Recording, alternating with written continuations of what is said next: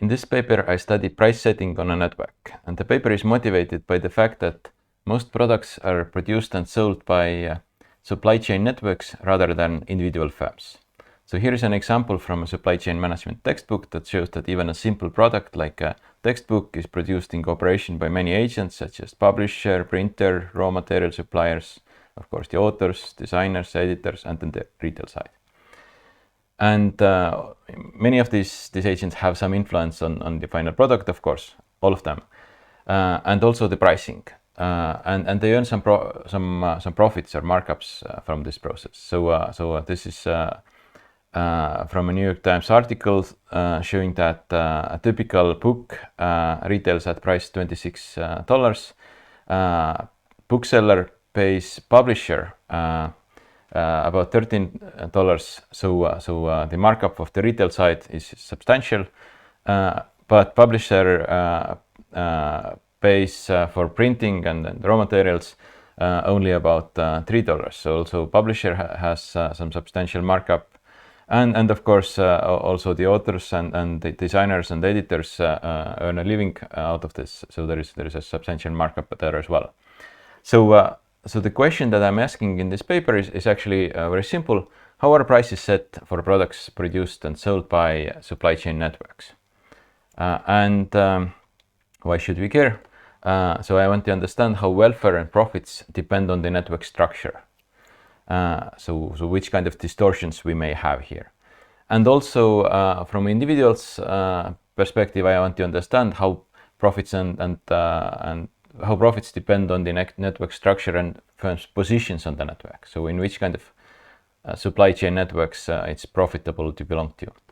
And here is a quick preview of results. So the main theoretical result of the paper will be a characterization theorem. It shows that under some regularity assumptions there is a unique equilibrium in a price setting game on a network. Then I use this characterization to show that the key distortion here is multiple marginalization, and beyond the standard marginalization problem, the problem is magnified with strategic interactions on a network, and I will be much more clear about that. And finally, individual firms' profits and actions are determined by a new measure of influentiality. So this is in some sense going to be a generalization of centrality measures from the network theory. Very briefly, let me mention that this kind of games have, of course, been studied in network games, which, broadly speaking, can be divided into two camps. So first half of this literature is about network games with quadratic payoffs, and there is a beautiful result that shows that the equilibrium is determined by a centrality measure called Bonacci's centrality. The other half is more general payoff functions, but then the explicit characterizations are difficult to get. In this paper I get the best of both, so I get explicit characterization but more general than quadratic, and therefore my centrality measure is more general than Bonacci's. Of course, the same questions have been studied in industrial organization for about 70 years now.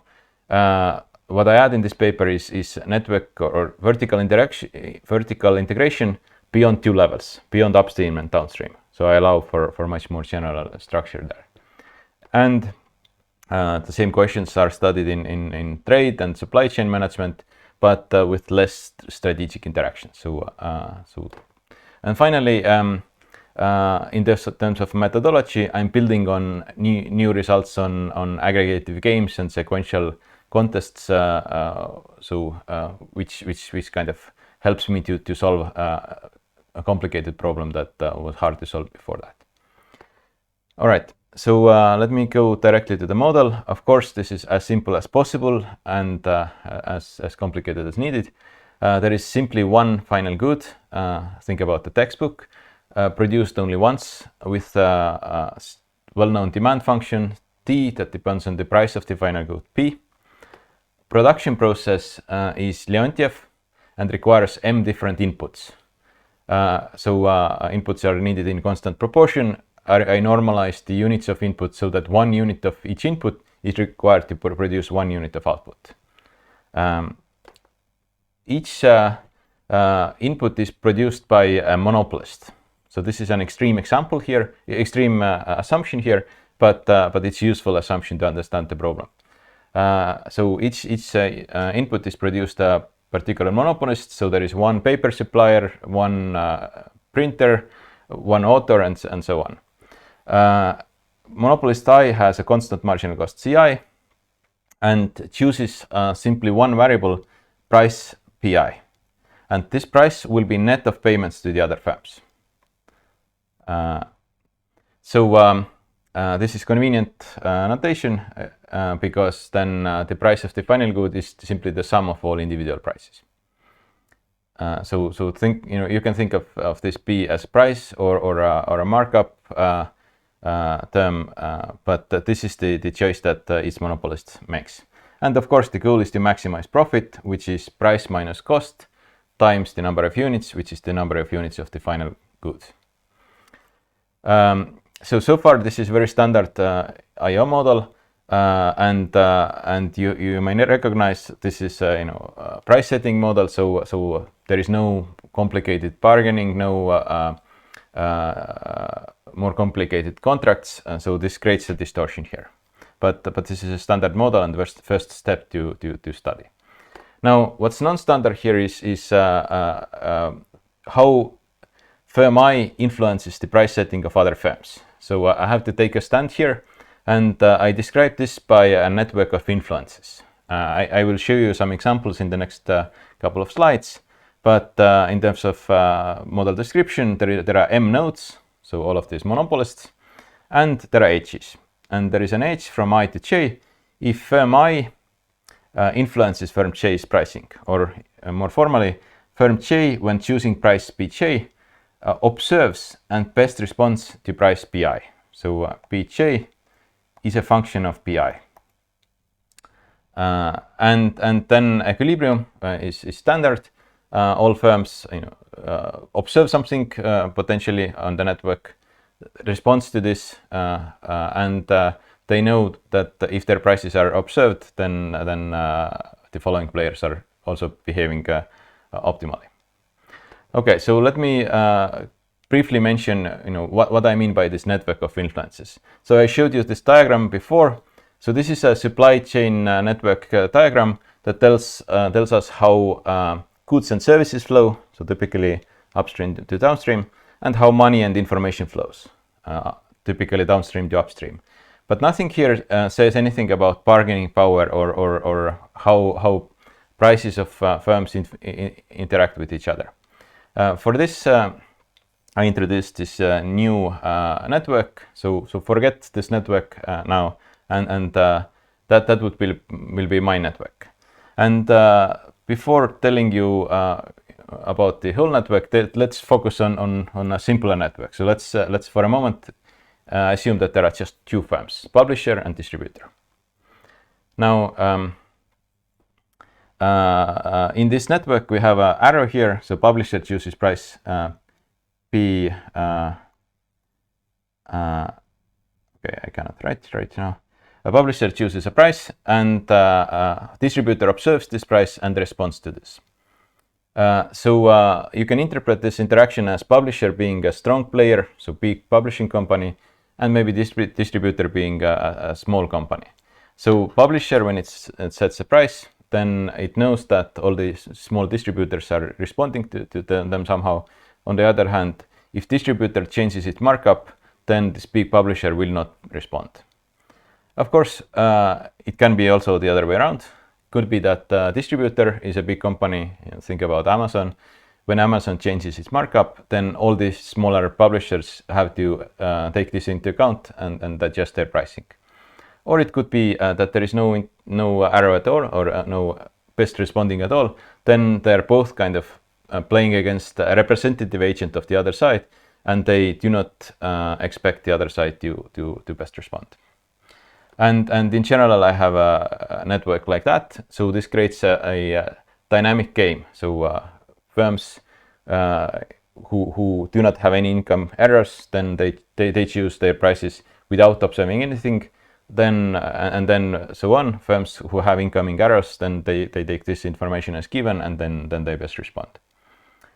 All right, so I allow for quite general networks, but I assume a couple of regularity assumptions. First, networks must be acyclic and transitive. Acyclicity is natural, given what I told you. If let's say distributor best responds to publisher's price, then it cannot be vice versa. Then they would make a simultaneous choice instead. Transitivity is super convenient, and also I have some arguments why this is natural, but mostly it's convenient. So if publisher influences distributor and distributor influences retailer, then publisher influences retailer directly as well. So this is an assumption that I'm maintaining. Now, I also assume that the demand function is nice enough. So what does it mean, nice enough? It means that it's continuously differentiable and strictly decreasing, and infinite prices do not lead to infinite profits. So this is completely standard, but also it has some monotonicity properties. So and this is non-standard part here. So I compute a new object which I call G1.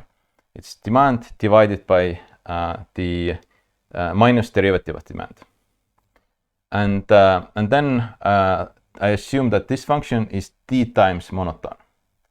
So t here is the depth of the network, the length of the longest path. So in the previous example, it was 3 publisher to distributor to retailer. So it's 3 times monotone, meaning first derivative negative, the second one positive, third one negative. So this is kind of similar assumption that we are usually making, where we assume that the payoff function is concave, but now I have to assume something more, because I have to make sure that best responses are behaving nicely and best responses to best responses are behaving nicely.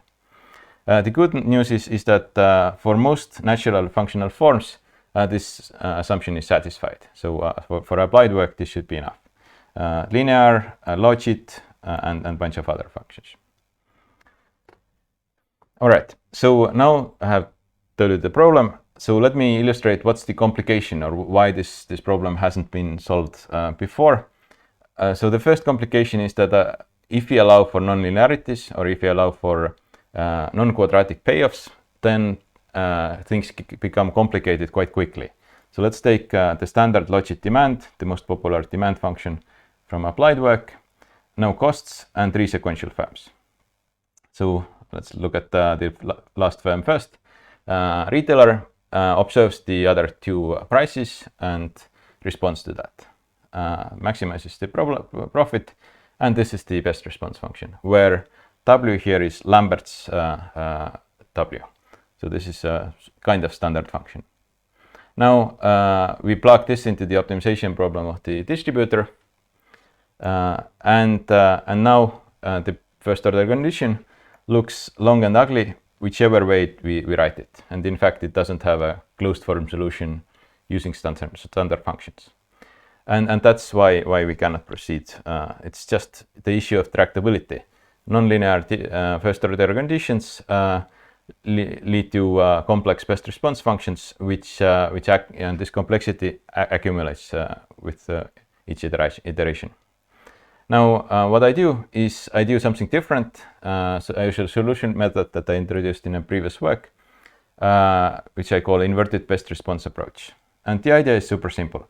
Let's guess, or let's pick a candidate equilibrium for the final price of the final good. Then it turns out that I can write down the optimal prices of the individual firms recursively in a relatively convenient way. So this is essentially write down first order conditions and then rearrange them in a convenient way. And then, of course, it must be that if we add up these individual prices, then they must be equal to the price of the final good. And that's the idea. Now, the second complication is that things may not be sequential as in the previous picture. It may be that firms are making simultaneous choices, but they influence different players, and they are influenced by different players. So to characterize the optimal behavior of these two players, for example, I have to solve the whole game instead of proceeding somehow in one way or another. And this is what my approach does. So essentially, I'm combining all the necessary conditions of the optimality into one, and then check that this is indeed an equilibrium. Given this, now here is the main result of the paper. That's the characterization theorem. There is unique equilibrium in a price setting game on a network. The price of the final good, B star, is characterized by the following equation. So what are the components here? On the left hand side, we have price of the final good minus the total marginal cost, the sum of all marginal costs. On the right hand side, we have a sum where each element consists of two parts. The second part is GK, that depends on the price of the final good. And what is this GK? G1 is the function that I already mentioned. We can rewrite it as price divided by inverse elasticity, the price divided by elasticity of demand. And each of the following GKs is just calculated from the previous one. Recursively, it captures a curvature, a higher order curvature of the demand function. So these are weights kind of in this sum. And what are the elements? They are coming from the network. So this was the network. Network is fully characterized by its adjacency matrix, which has ones wherever we have links and zeros otherwise. Now, if we multiply this by ones, both sides, we get the number of links in the whole network. So that's one element here. Number of links in the whole network times some weight. If we do the same thing but square the matrix first, then we get the number of links with one connecting node. So this was one because there is this one path with this one connecting node here, but generally it could be more. And of course, the same with a to the power 3. So this is one number of links with two connecting nodes. And this one is 0 in this example, but generally could be an integer. And finally, if we do the same thing with taking a to the power 0, then of course this is identity matrix. So we get the number of firms in the whole network, so monopolists. So that's the characterization on the right hand side. We have a number of firms, number of links with one connecting node, and so on, each with appropriate weighting function. All right. So and individual prices are given by the same rule, but instead of number of links and so on, for the whole matrix we have just the number of links for this particular firm, and otherwise it's the same. All right. So let me now tell you about a couple of immediate implications that we get from this. So first, let's look at this equilibrium condition and compare it with standard well-known solutions. So first, suppose that there are no monopolists at all in the network. So all firms are competitive, and in the paper I also allow firms to be competitive. So this is not a special case of the model that I just showed you, but a special case of the model in the paper. Then, of course, we get that price minus total marginal cost is 0. So that's the welfare maximizing case. Now, what happens when we have just one firm, single monopolist? Alternatively, we can think of this as a joint profit maximization. Then we have this rule here says that price minus marginal cost, and that's divided by P, Lerner index equals this function here, which is exactly equal to inverse elasticity. So this is a well-known inverse elasticity rule. Monopolist sets the price according to inverse elasticity rule. And the price, of course, is higher than socially optimal. Now, if there are more than one monopolists, but they are making independent choices, so there are no links in the network, just nodes, then we get the same thing, but Lerner index equals number of firms divided by elasticity of demand, which means that we have a bigger distortion, and this is the standard multiple marginalization problem. Multiple monopolists who are producing essentially perfect complements, they are not taking into account that they are impacting each other's profits in addition to welfare, consumer surplus. So we get the additional distortion here. The key punchline or the key message of my paper is that if there are these additional links, then we get these additional terms in the characterization, and these are all positive. So we get additional distortion. So the more links we have in the network, the bigger is the marginalization problem. So if you have one network like this, and if you have a new network where the second firm actually responds to the first firm, then in this new network we have strictly bigger distortion, and this holds for any network, at any level. So this is not an empirical paper, but let me illustrate that this may be substantial. So let's take very standard textbook model, linear demand, therefore no costs, therefore everything is just area of triangle, deadweight loss is p squared half. Full surplus would be 1/2, just the area of the triangle, and deadweight loss at most is 1/2. And I plot the deadweight loss here, so maximum is 1/2. Monopoly would choose price equal to 1/2 and therefore lead to deadweight loss 1/8. That's the lower bound. Now, if I plot here the deadweight loss from m independent firms, so without links, then we get that the deadweight loss increases with the number of firms, but it's kind of always there is some surplus left in the model still.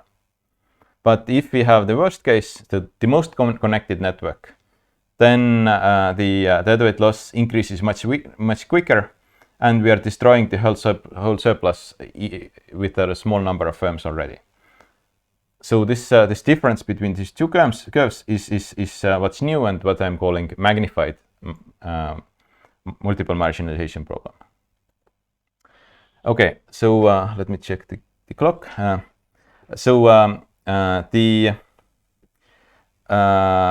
The second message of the paper is that individual markups were calculated like that, and the left-hand side of the expression can be interpreted as a measure of influentiality or centrality, and this determines fully the profits and the actions in the game.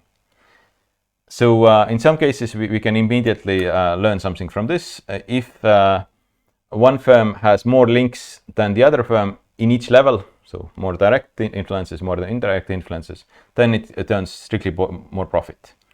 And in particular, if firm I influences firm J, so if there is a link from I to J, then this is always the case.